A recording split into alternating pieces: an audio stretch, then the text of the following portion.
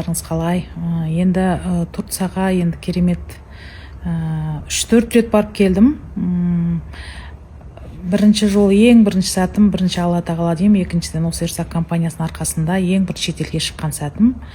Енді керемет семинарларды бастан кешті, қыдырдық. Бір жағынан жұмыс, бір жағынан мына сетевойда істегеннің ең бір кереметтігі жұмысты да қыдыруды да бірге алып жүресіздер, қыздар.